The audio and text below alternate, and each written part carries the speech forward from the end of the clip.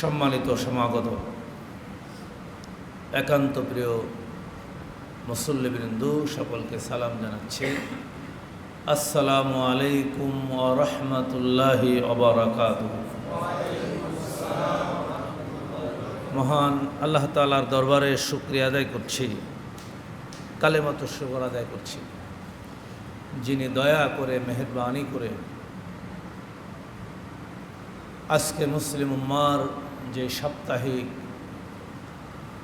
একটু ঐতিহাসিক দিন, সম্মানিত দিন, জুমার দিনে আজানের সাথে সাথেই আল্লাহর ঘর মসজিদে আসার তৌফিক দিয়েছেন, পরিবেশ তৈরি করেছেন যে মহান মাবুদ স্রষ্টা, সে আল্লাহ তাআলার দরবারে আমরা সেজদা অবনত হয়ে শুকরিয়া আদায় করছি। সবাই বলছি আলহামদুলিল্লাহ। রব্বানা লাকাল হামদ হামদান কাসীরান তাইয়্যিবান মুবারাকান ফি। মহান আল্লাহ তাআলার দরবারে শুকরিয়া আদায় করে নিলাম, দুরুদ ও সালাম পেশ করছি বিশ্ব নবী, শ্রেষ্ঠ নবী, সর্বশ্রেষ্ঠ মানুষ, মানবতার মুক্তির দিশারি মুহাম্মদ রাসূলুল্লাহ সাল্লাল্লাহু আলাইহি ওয়াসাল্লামের উপরে শহীদদের কবুলিয়াত আর তার মাগফিরাত কামনা করে জুমা পূর্ব আলোচনা শুরু করছি। সম্মানিত হাজিরিন, রবিউল আউয়াল মাস এসে গেছে। 26 তারিখ 12 রবিউল আউয়াল, সর্বাধিক প্রসিদ্ধ মত অনুযায়ী 12 রবিউল আউয়ালে আল্লাহর নবী পৃথিবীতে এসেছিলেন। পুরো রবিউল আউয়াল মাসে মুসলমানদের জন্য অত্যন্ত গুরুত্বপূর্ণ, কারণ যিনি এসেছেন এই রবিউল আউয়াল মাসে, যার আগমনের কারণে এই পৃথিবী থেকে তৎকালীন সময়ে শিরক মুক্ত হয়েছে, যার মাধ্যমে এবং জাতি সমগ্র পৃথিবী পেয়েছে আলোর দিশা, সত্যের দিশা। সেই নবীর জন্মের মাস হচ্ছে এই রবিউল আউয়াল। এজন্য শুধু 12 তারিখকেই স্মরণ করলে চলবে না, পুরো মাস ব্যাপী মুসলিম উম্মার উচিত সেই নবীর জীবন সম্পর্কে পড়া, জানা, বুঝা এবং নিজের জীবনে, পারিবারিক জীবনে, সামাজিক জীবনে এবং রাষ্ট্রীয় দায়িত্ব পাওয়ার পরে আল্লাহর নবী রাষ্ট্র সংস্কারে যেই সমস্ত কর্মসূচিগুলো তিনি নিয়েছিলেন, রাষ্ট্রের যারা দায়িত্বে আছে তাদেরও আল্লাহর নবীর সেই আদর্শ থেকে শিক্ষা গ্রহণ করার জন্য চেষ্টা করার দরকার আছে না নাই? এই জন্য আমরা শুধু 12 রবিউল আউয়ালকেই গুরুত্ব না দিয়ে পুরো মাসকেই আমরা সিরাতের মাস হিসেবে আল্লাহর নবীর জীবন আদর্শ, রাস্তা তিনি যা দেখিয়েছেন সেইটা জানা, বুঝা এবং চেষ্টা করা। আমাদের দেশে মিলাদুন নবী আর সিরাতুন নবী নিয়েও দ্বন্দ্ব আছে। কেউ বলে মিলাদুন নবী, কেউ বলে সিরাতুন নবী। এইটা নিয়ে দ্বন্দ্ব করার দরকার নেই। আপনি যেটাই বলেন, আসল উদ্দেশ্য হচ্ছে, মূল উদ্দেশ্য হচ্ছে আল্লাহ রাব্বুল আলামিন তার হাবিবকে পাঠালেন এই রবিউল আউয়াল মাসে, এবং আল্লাহর হাবিব তার জীবদ্দশায় কি কি করেছেন, কি কি কর্মসূচি নিয়েছেন, আমরা যদি সেই নবীর জীবনী পড়ে ওই শিক্ষাগুলো গ্রহণ করে আমরা আমাদের জীবন পরিচালনা করতে পারি, তাহলেই আমাদের জীবন সার্থক হবে, দুনিয়াও সুন্দর হবে, আখিরাত আমাদের জন্য সুন্দর হবে। এই চেষ্টাটাই করা অত্যন্ত জরুরি, কারণ আল্লাহ রাব্বুল আলামিন নবী মুহাম্মদ রাসূলুল্লাহ সাল্লাল্লাহু আলাইহি সাল্লামকে সারা পৃথিবীর সকল মানুষের জন্যে, সকল ধর্ম বর্ণ নির্বিশেষে মানবতার জন্য নবী মুহাম্মদ সাল্লাল্লাহু আলাইহি সাল্লাম হচ্ছেন আদর্শ। আল্লাহর নবী আমাদের জন্য কি আদর্শ। এই সার্টিফিকেট দুনিয়ার কোনো মানুষ দেয় নাই, এই সার্টিফিকেট দিয়েছেন স্বয়ং আল্লাহ রাব্বুল আলামিন। আমি যে আয়াতটি তেলাওয়াত করেছি সূরা আহজাবের 21 নম্বর আয়াত, আমাদের সকলের মুখস্থ থাকার কথা। আল্লাহ রাব্বুল আলামিন তামাম পৃথিবীর সমস্ত মানুষদেরকে শুনিয়ে দিলেন,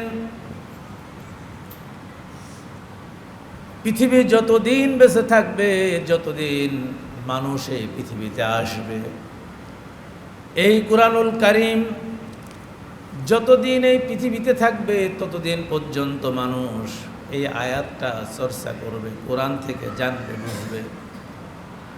আল্লাহ রাব্বুল আলামিন নিজে তার কিতাবে আল্লাহর নবীর মর্যাদা সম্মান সম্পর্কে সার্টিফিকেট দিয়ে দিলেন। সার্টিফিকেটটা হচ্ছে লাকাদ কানা লাকুম ফি রাসূলিল্লাহি উসওয়াতুন হাসানা। আমি এই পৃথিবীতে তোমাদের জন্য, আল্লাহ তাআলা কুম শব্দটা দিলেন তোমাদের জন্য, অর্থাৎ আল্লাহর নবীর আদর্শ যারা গ্রহণ করতে চায়, আখিরাতে যাদের বিশ্বাস আছে, আল্লাহর উপর এবং আখিরাতের উপরে যাদের ঈমান আছে, আল্লাহ তাআলা তাদেরকে বলে দিলেন তোমাদের জন্য আমি আমার রাসূলকে, আমি আমার নবীকে সর্বোত্তম আদর্শ নেতা হিসেবে তোমাদেরকে দিয়ে দিলাম।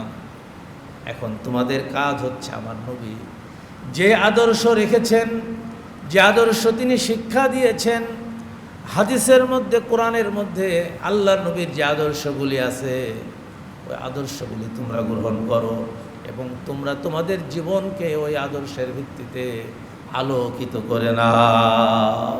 সুবহানাল্লাহ। লাকাদ কানা লাকুম ফি রাসূলিল্লাহি উসওয়াতুন হাসানা। যে তোমাদের জন্য এখানে উসওয়াতুন হাসানা, আপনি কথা কিভাবে বলবেন নবীর থেকে শিখুন, আপনি কাজ কিভাবে করবেন আল্লাহ রসুলের কাছ থেকে শিখুন, আপনি একজনের সাথে কিভাবে মুসাফা করবেন সেটাও আল্লাহ নবীর কাছ থেকে শিখুন। আপনার স্ত্রী আছে, ওই স্ত্রীর সাথে আপনি কিভাবে আচরণ করবেন, তাদের সাথে কিভাবে আপনি সংসার পরিচালনা করবেন সেটাও নবীর কাছ থেকে শিখুন। আবার আপনার ঘরে সুন্দর ফুটফুটে সন্তান দিয়েছেন, ওই সন্তানের সাথে আপনি কিভাবে আচরণ করবেন, কি শিক্ষা দেবেন সেটাও আপনি শিখুন। আপনার সন্তান বয়স হয়েছে, যৌবনে পদার্পণ হয়েছে, ওই সন্তানের ব্যাপারে আল্লাহর নবী কি শিক্ষা দিয়েছেন ওইটা নবীর কাছ থেকে শিখুন। অর্থাৎ আপনার জীবনের সকল দিক এবং যত বিভাগ আছে, যত কাজ আছে, সব আল্লাহ নবীর থেকে তোমরা শিক্ষা গ্রহণ করে যদি তোমরা তোমাদের জীবন পরিচালনা করো, সমাজ পরিচালনা করো, তাহলে ওই সমাজে, ওই পরিবারে শান্তি প্রবাহিত হবে, শান্তির সমীরণ প্রবাহিত হবে, ওই সমাজ হবে সুন্দর, ওই পরিবার হবে সুন্দর, ওই রাষ্ট্র হবে সুন্দর। জোরে বলেন ঠিক কিনা? সব নবীর জীবনে আছে। সম্মানিত হাজিরিন, রাসূলুল্লাহ সাল্লাল্লাহু আলাইহি সাল্লাম কেমন চরিত্রের অধিকারী ছিলেন, দুনিয়ার কোনো মানুষ সার্টিফিকেট দিক আর না দিক, সেই নবীকে যিনি সৃষ্টি করেছেন, এই কোরআনের সত্ত্বাধিকারী মালিক যিনি, তিনি নবীর চরিত্র সম্পর্কে সার্টিফিকেট দিয়েছেন। ওয়া ইন্নাকা লাআলা খুলুকিন আযীম। হে নবী, আমি আপনাকে মহান চরিত্রের উপর প্রতিষ্ঠিত করেছি। খুলুকিন আযীম আল্লাহ তাআলা বলেছেন। আজিম শব্দটা বলা হয় আরবি গ্রামার অনুযায়ী এমন জিনিস দুনিয়ার কোনো পরিমাপ যন্ত্র দিয়ে যেটাকে কখনো মাপা সম্ভব নয়, তাকে বলা হয় আযীম। আল্লাহ রাব্বুল আলামিন রাসূলুল্লাহ সাল্লাল্লাহু আলাইহি সাল্লামের চরিত্র সম্পর্কে সূরা কলমের 4 নম্বর আয়াতে যে সার্টিফিকেট দিলেন, সেখানে বললেন ওয়া ইন্নাকা লাআলা খুলুকিন আযীম। হে নবী, আপনাকে এমন চরিত্রের বৈশিষ্ট্য আমি দিয়েছি যেটা হচ্ছে আজিম, যেটা পৃথিবীর কোনো পরিমাপক যন্ত্র দিয়ে আপনার চরিত্র কখনো মেপে শেষ করা যাবে না। সুবহানাল্লাহ। আবার আল্লাহ রাব্বুল আলামিনকে খুশি করে হযরত ইব্রাহিম আলাইহিস সালাম যেই কুরবানি করেছিলেন, সেই কুরবানিকে আল্লাহ রাব্বুল আলামিন এই আজিম শব্দটা দিয়ে ব্যাখ্যা করেছেন, বিযাবহিন আযীম। ইব্রাহিম, তুমি যে কুরবানি করেছিলে, জবেহ করেছিলে, এই জবেহটা ছিল এমন মহান জবেহ, পৃথিবীর কোনো জবেহ তোমার এই জবহের সমান হবে না।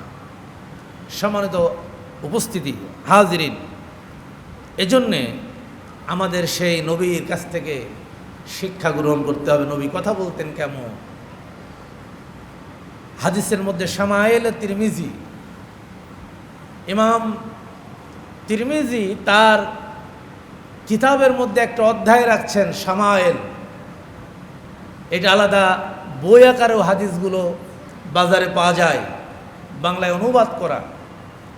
অর্থাৎ আল্লাহর নবীর কথা বলার ধরন কেমন ছিল, তার চেহারা কেমন ছিল, রাসূলুল্লাহ সাল্লাল্লাহু আলাইহি সাল্লামের দেহের গঠন কেমন ছিল, তার দাঁতগুলো কেমন ছিল, চুলগুলো কেমন ছিল, দাড়িগুলো কেমন ছিল, কিভাবে আল্লাহর নবী মানুষের সাথে কথা বলতেন, মুসাফা করতেন, মানুষের সাথে আচার ব্যবহার করতেন, এই জাতীয় যত হাদিসগুলো আছে সব এই শামায়েলের মধ্যে ইমাম তিরমিজি সন্নিবেশিত করেছেন। আপনারা যদি এই হাদিস গ্রন্থটা পড়েন এই মাহে রবিউল আউয়ালে, তাহলে আল্লাহর নবীর অনেক কিছু আমরা জানতে পারবো। সবাই চেষ্টা করবেন ইনশাআল্লাহ। রাসূলুল্লাহ সাল্লাল্লাহু আলাইহি সাল্লাম তিনি কথা বলতেন, মুখে থাকতো হাসি, তিনি কথা বলতেন বিশুদ্ধ ভাষায়, কিন্তু তিনি কোনো শিক্ষা প্রতিষ্ঠানে বা কারোর কাছে তিনি শিক্ষা গ্রহণ করেন নাই। আল্লাহ নবী নিজের সম্পর্কে বলেছেন, আনা আফসাহুল আরব, আমি আরবের মধ্যে সবচাইতে বিশুদ্ধ ভাষী। সুবহানাল্লাহ।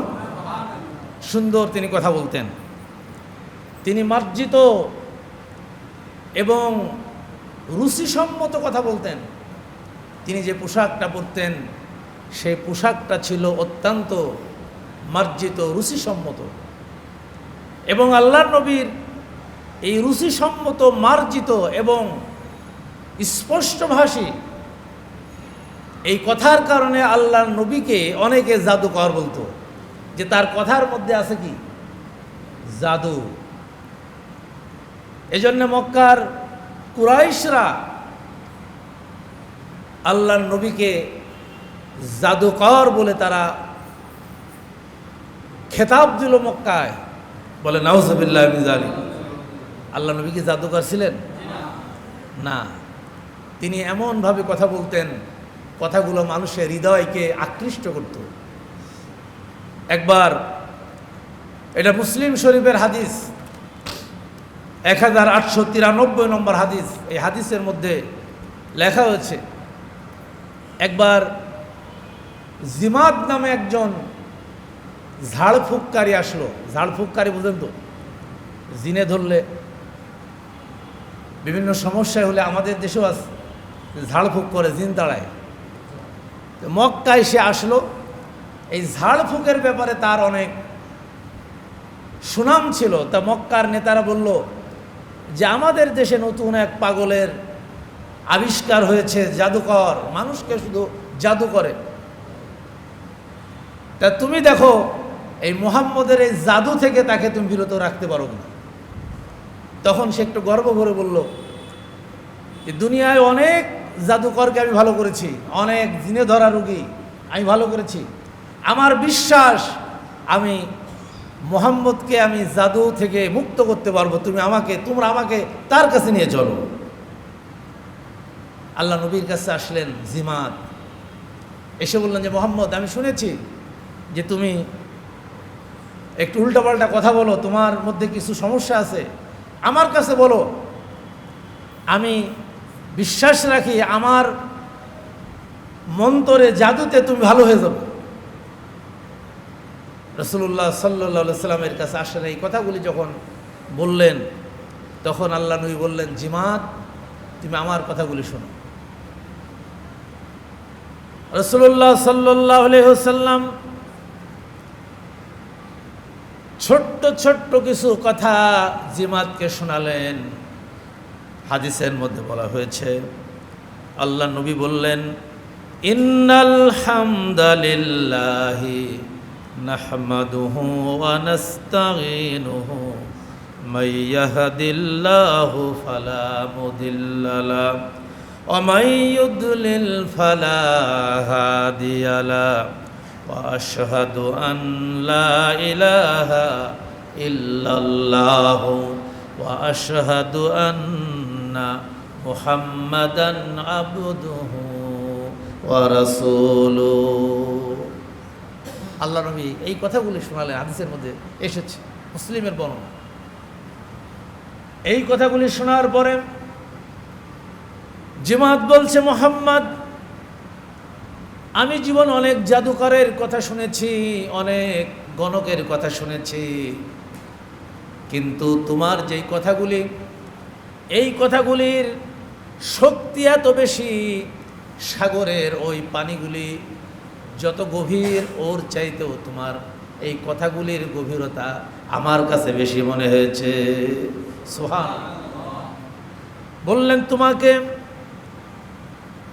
যারা জাদুকর বলেছে, আমি জাদুর কোনো ছোঁয়া তোমার মধ্যে দেখি নাই, বরং তোমার কথাগুলো আমার হৃদয় এমনভাবে ধাক্কা দিয়েছে, ও মুহাম্মদ ইবনে আব্দুল্লাহ ইবনে আব্দুল মুত্তালিব, আমি অনেক জাদুকরের কথা শুনেছি, তোমার মতো এরকম কথা আমি শুনি নাই, এইরকম সুন্দর কথা আমি কোনোদিন শুনি নাই।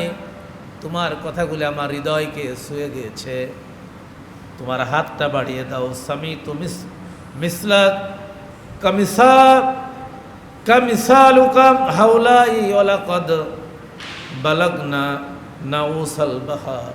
তিনি বললেন, তোমার এই কথাগুলি যেন সমুদ্রের ওই গভীর তলদেশের যে বিশাল বাড়ি রাশি, তার চাইতেও তোমার এই কথার শক্তি আমার কাছে অনেক অনেক বেশি।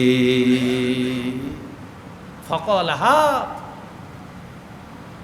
হে নবী, তোমার হাতটা বাড়িয়ে দাও আমার দিকে, আমি তোমার হাতে হাত রেখে বায়াত গ্রহণ করতে চাই। সুবহানাল্লাহ।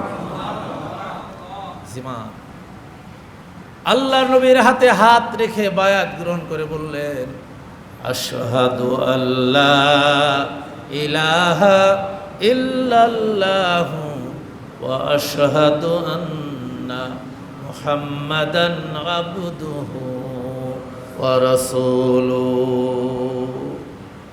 আমি সাক্ষ্য দিচ্ছি আল্লাহ ছাড়া কোনো ইলাহ নাই, আর মুহাম্মদ সাল্লাল্লাহু আলাইহি ওয়াসাল্লাম হচ্ছেন আল্লাহর প্রেরিত বান্দা ও তার রাসূল। সেই মুসলিমের 1893 নম্বর হাদিসে এই ঘটনাটা বর্ণনা করা হয়েছে। আল্লাহ নবীর কথা শুনে জিমাত ইসলাম কবুল করল। আল্লাহর নবী তার ব্যক্তিগত জীবনে অত্যন্ত তিনি সাহসী ছিলেন। তিনি হঠাৎ করে রেগে যেতেন না। কেউ যদি তাকে গালি দিত, কেউ যদি তার উপরে অত্যাচার করত, খারাপ ব্যবহার করত, হঠাৎ করে আল্লাহ নবী তার জবাব দিতেন না। তিনি সবর করতেন এবং আল্লাহ নবী নিজেই বলতেন, লাইসা শাদীদু বিসসুরআ ওয়া ইন্নামা শাদীদু ইয়ামলিকু নাফসাহু ইনদাল গদব। যে ব্যক্তি কুস্তিতে কাউকে পেড়ে ফেলতে পারে, কুস্তিতে কাউকে পরাজিত করতে পারে, ওই ব্যক্তি সবচাইতে বীর নাই, বরং ওই ব্যক্তি সবচাইতে বড় বীর। যে ব্যক্তি ক্রোধের সময়, রাগের সময় নিজেকে কন্ট্রোল করতে পারে। বলেন সুবহানাল্লাহ। কথা দেখেন, ছোট্ট কথা, কিন্তু এই কথার ওয়েট কত বেশি। প্রকৃত বীর সে নাই যে কাউকে কুস্তিতে পরাজিত করতে পারে, সে প্রকৃত বীর নয়, বরং যে ক্রোধকে দমন করতে পারে, রাগকে সংবরণ করতে পারে, রাসূলুল্লাহ সাল্লাল্লাহু আলাইহি ওয়াসাল্লাম বললেন, ওই ব্যক্তি হচ্ছে সবচাইতে বড় বীর। মা আয়েশা রাদিয়াল্লাহু তাআলা আনহা বলেছেন, আল্লাহর নবী কখনো নিজের স্বার্থে কাউকে একটা চড় মারেন নাই, কারোর গায়ে আঘাত করেন নাই, কাউকে কটু কথা বলেন নাই। এমনকি আল্লাহর নবী কারোর কথা শুনলে, খারাপ কথা শুনলে আল্লাহর নবী সবর ইখতিয়ার করতেন। আল্লাহ রাব্বুল আলামিন আল্লাহর নবীকেই শিক্ষা দিয়েছেন। আল্লাহ রাব্বুল আলামিন কোরআনুল কারীমের মধ্যে বলেছেন, এই বৈশিষ্ট্যের অধিকারী যারা হতে পারবে, কোরআনুল কারীম বলছে ওরাই হচ্ছে মুহসিন। আর আল্লাহর কাছে সবচাইতে বড় প্রতিদান আল্লাহ রাব্বুল আলামিন এদেরকে দিয়ে দেবেন। বলেন সুবহানাল্লাহ। এদেরকে বলা হয়েছে মুহসিন। কি বলা হয়েছে? মুহসিন। সূরা আল ইমরানের 134 নম্বর আয়াত। আল্লাহ তাআলা বলেছেন, আল্লাযীনা ইনফিকুনা ফিস সাররাই ওয়াদ দাররাই ওয়াল কাযিমিনাল গায়জ ওয়াল আফিনা আনিন নাস ইন্নাল্লাহা ইউহিব্বুল মুহসিনিন। সুবহানাল্লাহ। আল্লাযীনা ইনফিকুনা ফিস সাররাই ওয়াদ দাররাই, যারা সচ্ছল অবস্থায় আল্লাহর রাস্তায় ব্যয় করে, আবার অসচ্ছল অবস্থায় আল্লাহর রাস্তায় ব্যয় করে। আমরা যখন অর্থনৈতিকভাবে একটু বিপদগ্রস্ত হয়ে যায়, তখন আল্লাহর রাস্তায় আমাদের আর অর্থ খরচ করা হয় না। কিন্তু আল্লাহ নবী বলছেন যে তোমার অর্থ এখন নাই, যতটুক আছে ততটুক দিয়েই তো তোমার জীবন চলছে, ঠিক কিনা? এই যে কষ্টের মধ্যে ফেলেছেন, আল্লাহর সিদ্ধান্ত ছাড়া কেউ কষ্টের মধ্যে পড়ে? আল্লাহ তাআলা বলছেন, ইয়ানসুরুকুমুল্লাহু ফালা গালিবা লাকুম ওয়া ইয়াখযুলকুম ফামান যাল্লাযী ইয়ানসুরুকুম মিন বাদিহি। আল্লাহ যদি তোমাকে সাহায্য করেন, কেউ তোমাকে পরাজিত করতে পারবে না। আবার আল্লাহ যদি তোমার কপালে জিল্লতি লেখে, বিপদ লেখে, আল্লাহর বিপরীতে কেউ তোমাকে সাহায্য করতেও পারবে না। মা মিন মুসিবাতিন ফাবিমা বিইজনিল্লাহ। এই পৃথিবীতে যত মুসিবত আসে, সমস্ত মুসিবত আল্লাহর ইচ্ছা ছাড়া আসে। আল্লাহর ইচ্ছা না থাকলে আসে? আসে না। আপনি অর্থনৈতিকভাবে একটু বিপদগ্রস্ত হয়ে গেছেন, এটা আল্লাহর ইচ্ছা না থাকলে তো হতো না। আপনি এই অসচ্ছল অবস্থায় আল্লাহর কথা আপনি স্মরণ রাখেন কিনা? আল্লাহ তাআলা এটা দেখতে চান। যদি আপনি এই অসচ্ছল অবস্থায়ও কিছু অর্থ যদি আল্লাহর রাস্তায় ব্যয় করেন, আল্লাহ তাআলা বলছেন সে মুহসিন। সে ব্যক্তি কি? মুহসিন। ক্রোধকে সংবরণ করেন, রাগকে সংবরণ করেন। আল্লাহ রাব্বুল আলামিনের পরে বললেন মানুষকে ক্ষমা করে দেয়।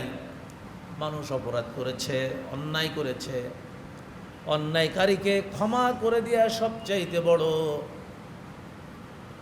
মানুষের প্রতি মহানুভবতা। আল্লাহ তাআলা বলছেন এই কাজগুলি যারা করে, আল্লাহ তাআলা এই মুহসিন ব্যক্তিদেরকে আল্লাহ তাআলা ভালোবাসেন। বলেন সুবহানাল্লাহ। এর আগের আয়াত আল্লাহ তাআলা বলেছেন, ওয়াসারিউ ইলা মাগফিরাতিম মির রাব্বিকুম ওয়া জান্নাতিন আরদুহাস সামাওয়াতু ওয়াল আরদ উইদ্দাত লিল কাফিরি উইদ্দাত লিল মুত্তাকিন। ওয়াসারিউ, তোমরা দৌড়াও, প্রতিযোগিতা করো। তোমার রবের মাগফিরাত, আল্লাহর মাগফিরাত, ক্ষমা এবং ওই জান্নাতের দিকে, যে জান্নাতের বিশালতা প্রশস্ততা আকাশ আর জমিনের সমান, ওই জান্নাতের দিকে তোমরা দৌড়াও। আল্লাহ তাআলা বললেন, আল্লাহ তাআলা মুত্তাকিদের জন্য, আল্লাহকে যারা ভয় করে তাদের জীবন পরিচালনা করে, আল্লাহ তাআলা তাদের জন্য রেখে দিয়েছেন এই জান্নাত। সুবহানাল্লাহ। আর এরপরেই এই আয়াতটা আল্লাহ তাআলা বলেছেন যারা সচ্ছল অসচ্ছল উভয় অবস্থা আল্লাহর পথে ব্যয় করে, যারা ক্রোধকে সংবরণ করে এবং যারা মানুষকে ক্ষমা করে দেয়, এরাই হচ্ছে মহসিন। আর এই মহসিনদেরকে আল্লাহ তাআলা ভালোবাসেন। সম্মানিত হাজিরিন, রাসূলুল্লাহ সাল্লাল্লাহু আলাইহি সাল্লামের জীবন থেকে এই শিক্ষাগুলো গ্রহণ করে আমাদের পথ চলতে হবে। রাসূলুল্লাহ সাল্লাল্লাহু আলাইহি সাল্লাম ব্যক্তিগত জীবনে, সামাজিক জীবনে, পারিবারিক জীবনে তিনি অত্যন্ত মিষ্টভাষী ছিলেন। যেমন মাঝে মধ্যে তিনি সাহাবীদের সাথে কৌতুকও করতেন। কি করতেন? কৌতুক। তবে মা আয়েশা রাদিয়াল্লাহু তাআলা আনহা বলেছেন, আল্লাহর নবী কৌতুকের ছলে কোনোদিন তিনি মিথ্যা কথা বলেন নাই, কাউকে কোনোদিন কষ্ট দেন নাই। কৌতুক করেছেন, কিন্তু তিনি এটার মাধ্যমে কি করেন নাই? মানুষকে কষ্ট দেন নাই। সম্মানিত হাজিরিন,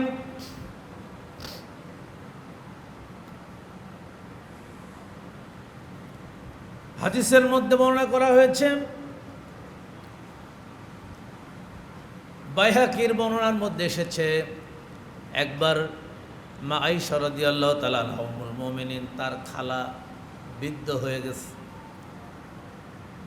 হয়ে গেছে। আল্লাহ নবীর কাছে এসে বললেন, ইয়া রাসূলুল্লাহ, আপনি আমার জন্য দোয়া করেন, আমি যাতে আল্লাহর জান্নাত পাই, জান্নাতে যাতে যেতে পারি। ইয়া রাসূলুল্লাহ, আপনি আমার জন্য দোয়া করেন।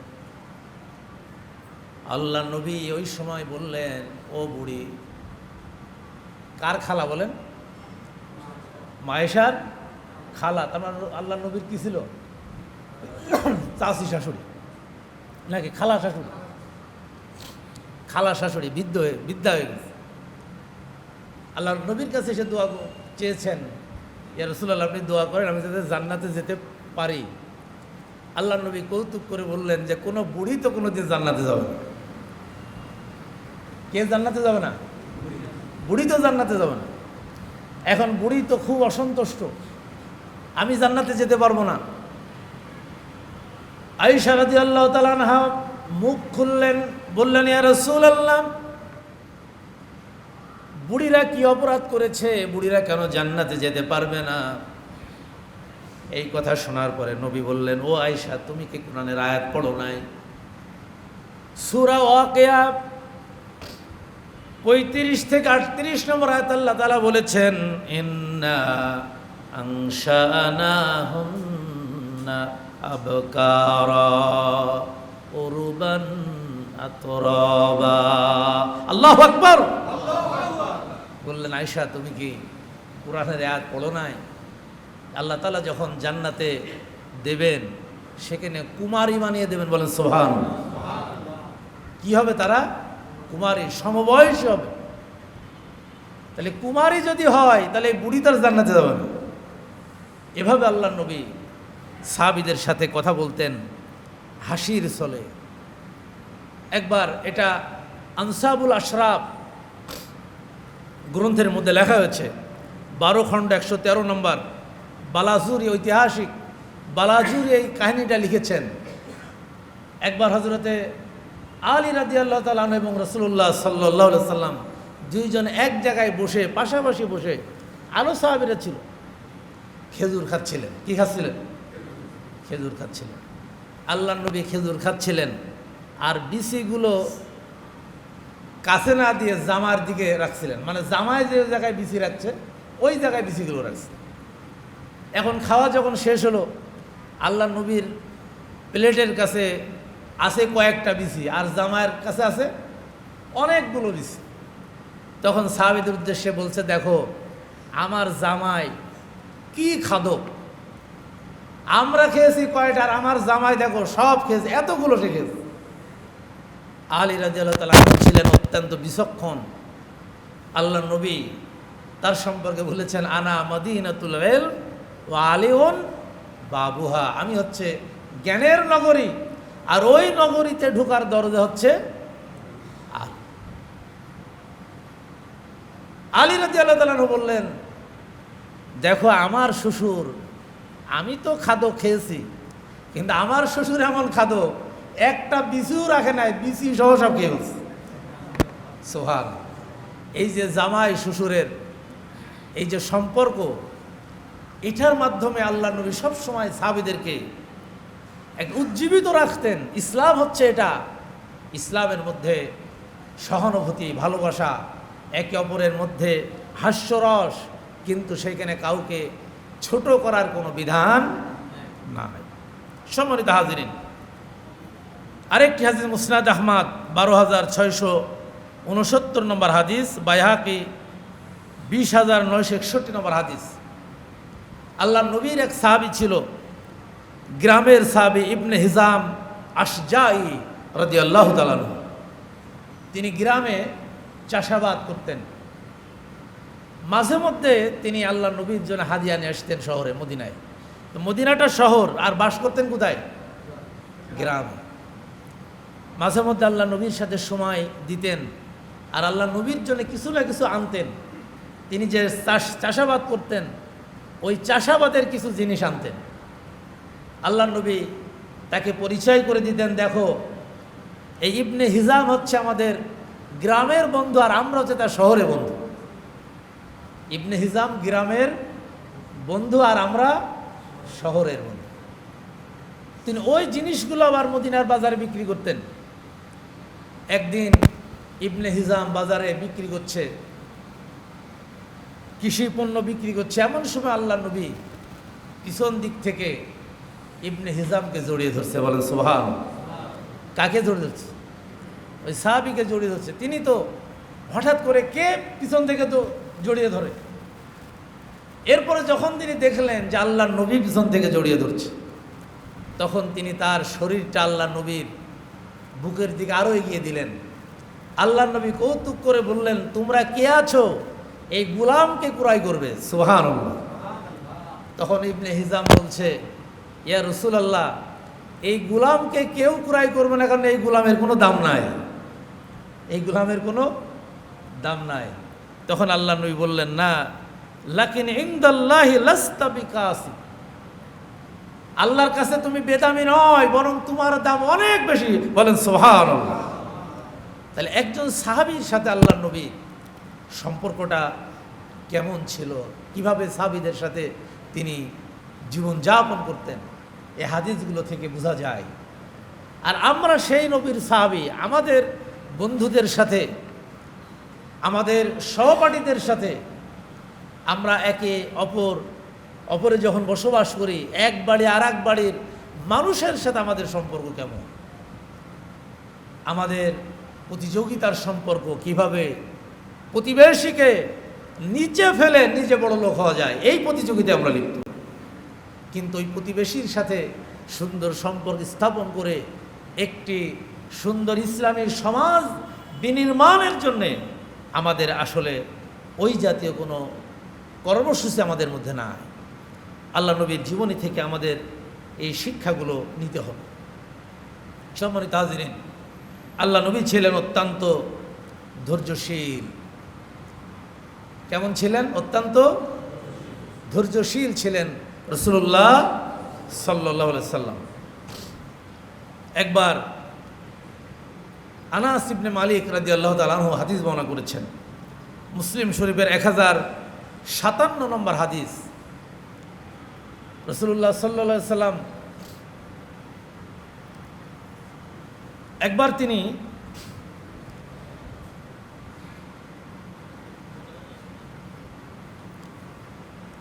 তিনি গায়ে একটা মোটা চাদর দিয়ে, তিনি শীতের সময় নাজরান থেকে এই চাদরটা একজন উপহার দিয়েছিল। ওই চাদরটা পরে আল্লাহ নবী একবার তিনি বসেছিলেন বা দাঁড়িয়েছিলেন।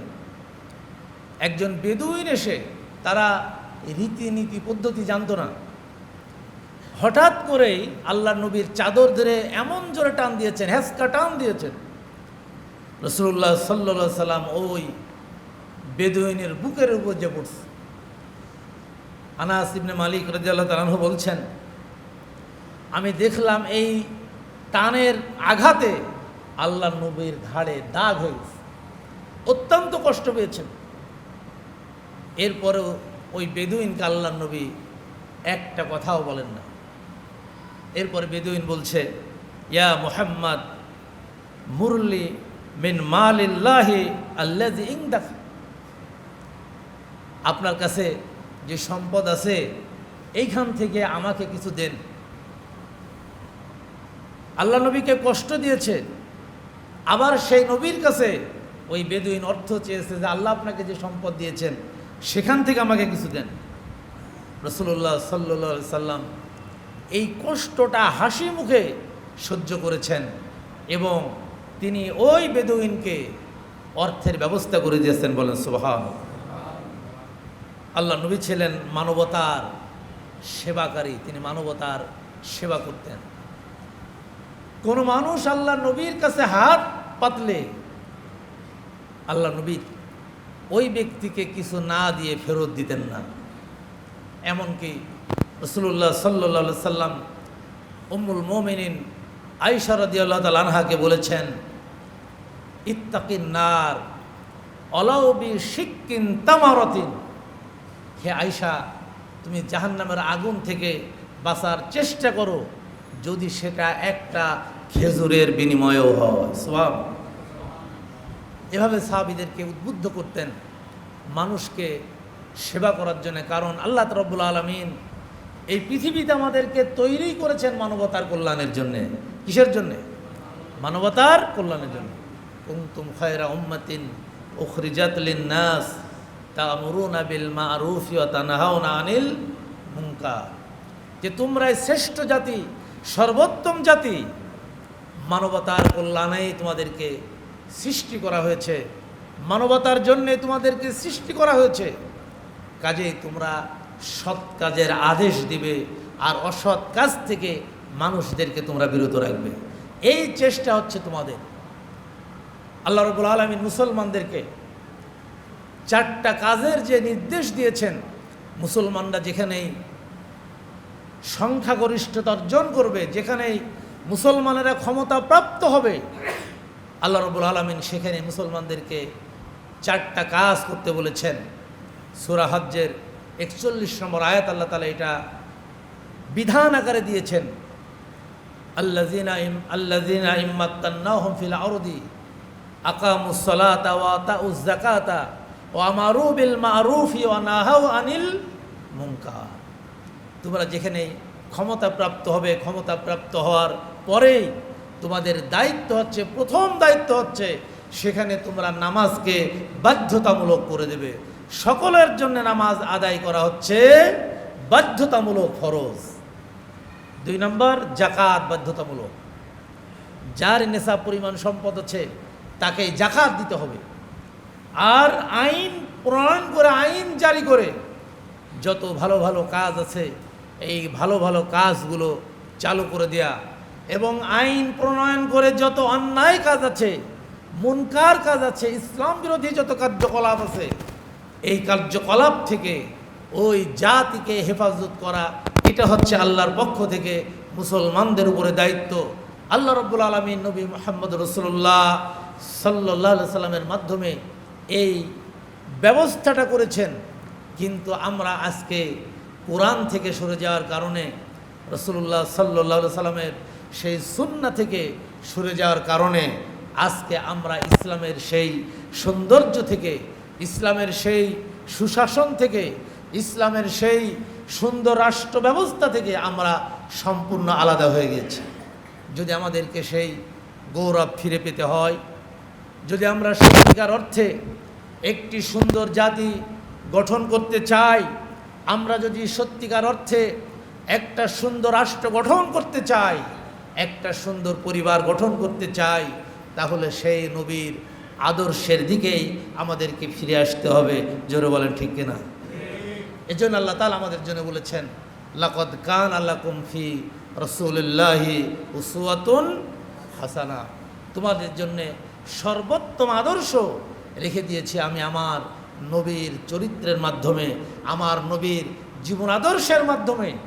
এজন্য মাহে রবিউল আউয়াল যতদিন আছে ততদিন পর্যন্ত আমরা নবীর জীবনী, নবীর আদর্শ পড়ার জন্য চেষ্টা করব।